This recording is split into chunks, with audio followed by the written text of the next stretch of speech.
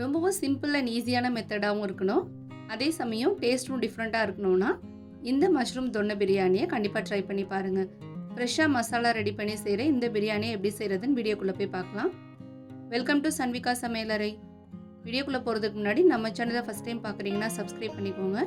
கூடவே இருக்க பெல் ஐக்கானை கிளிக் பண்ணிவிட்டு ஆல் ஆப்ஷனை செலக்ட் பண்ணிக்கோங்க. ரெசிபி எப்படி செய்யுதுன்னு பார்த்துடலாம். ஃபஸ்ட் ஸ்டெப்பாக ஒரு கப் பாஸ்மதி ரைஸை நல்லா கழுவிட்டு ஒரு 20 நிமிஷம் ஊற வச்சுக்கலாம்.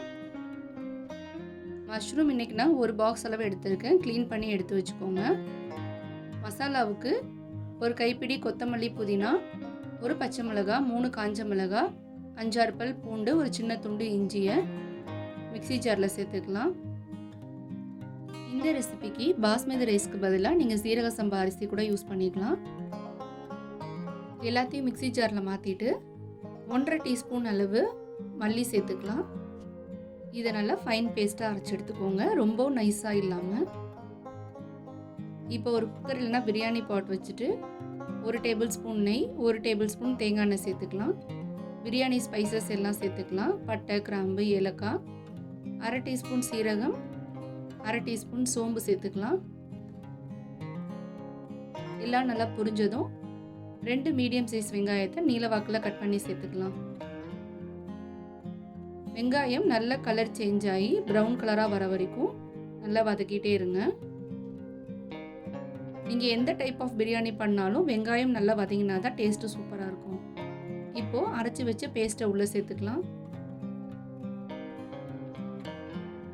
இப்போ அடுப்பை மீடியம் ஃப்ளேமில் வச்சுட்டு மசாலா கருகிடாமல் நல்லா மிக்ஸ் பண்ணி விடுங்க. மசாலாவோட பச்சை வாசனை போனதும் க்ளீன் பண்ணி வச்சுருக்க மஷ்ரூமை உள்ளே சேர்த்துக்கலாம்.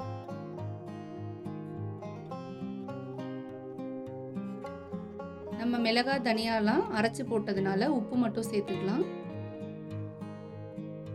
இது எல்லாத்தையும் ஒரு தடவை நல்லா கலந்து விட்டுடுங்க.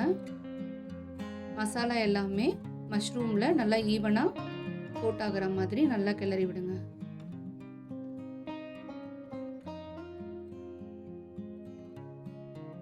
இந்த அளவுக்கு நல்லா வதங்கினதும் ஒரு பெரிய தக்காளியை கட் பண்ணி சேர்த்துக்கலாம். வெங்காயத்தை விட தக்காளி குறைவாக இருக்க மாதிரி சேர்த்துக்கோங்க.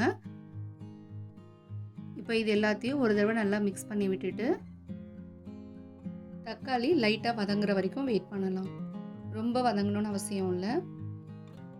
இப்போ 1/4 டீஸ்பூன் மஞ்சள் தூள் சேர்த்துக்கலாம். எல்லாத்தையும் ஒரு தடவை நல்லா மிக்ஸ் பண்ணிவிட்டு மஷ்ரூம்லேருந்து தண்ணியெல்லாம் ரிலீஸ் ஆகி நல்லா வதங்குற வரைக்கும் ஒரு 5 நிமிஷம் மீடியம் ஃப்ளேம்லேயே வச்சு நல்லா வதக்கி விடுங்க. இந்த அளவுக்கு மஷ்ரூம் வதங்கினதும் 1 கப் அரிசிக்கு 2 கப் தண்ணி சேர்த்துக்கலாம்.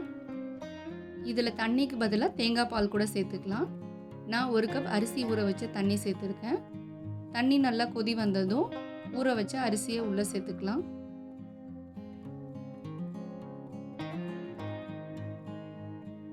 அரிசி சேர்த்துட்டு ஒரு தடவை நல்லா மிக்ஸ் பண்ணி விட்டுடுங்க. அரிசி சேர்த்துட்டு ஒரு 10 நிமிஷம் ஹை ஃப்ளேமில் வச்சு நல்லா கொதிக்க விடுங்க. இன்றைக்கி தம் பிரியாணி ஸ்டைலில் பண்ண போகிறதுனால அரிசியும் தண்ணியும் சம அளவு வந்ததும் இதை இந்த மாதிரி லேயர் பண்ணிவிட்டு அடுப்பில் ஒரு தோசைக்கல் வச்சுட்டு அது மேலே குக்கர் எடுத்து வச்சிடலாம்.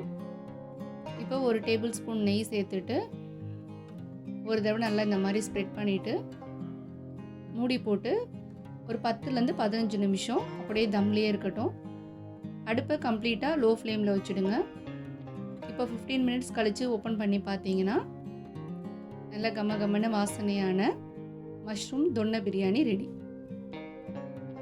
நல்ல உதிரி உதிரியாக எவ்வளோ சூப்பராக இருக்குது பாருங்கள். நீங்கள் குக்கர் விசில் போட்டு பண்ண போகிறீங்கன்னா 1 கப் அரிசிக்கு 1.5 கப் தண்ணி சேர்த்துக்கோங்க. ஏன்னா மஷ்ரூமில் இருக்க தண்ணியே கரெக்டாக இருக்கும். கரெக்டாக ஒரு விசில் வந்ததும் ஒரு 10 மினிட்ஸ் மீடியம் ஃப்ளேமில் வச்சுட்டு ஆஃப் பண்ணிட்டீங்கன்னா சூப்பரான பிரியாணி ரெடி. நீங்களும் இந்த ஈஸி அண்ட் சிம்பிளான மஷ்ரூம் பிரியாணியை ட்ரை பண்ணி பாருங்கள். வீடியோ பிடிச்சிருந்தா லைக் பண்ண மறக்காதீங்க. கண்டிப்பாக ஷேர் பண்ணுங்கள். அடுத்து ஒரு இன்ட்ரெஸ்டிங் அண்ட் ஈஸியான ரெசிபீஸோடு மீட் பண்ணலாம்.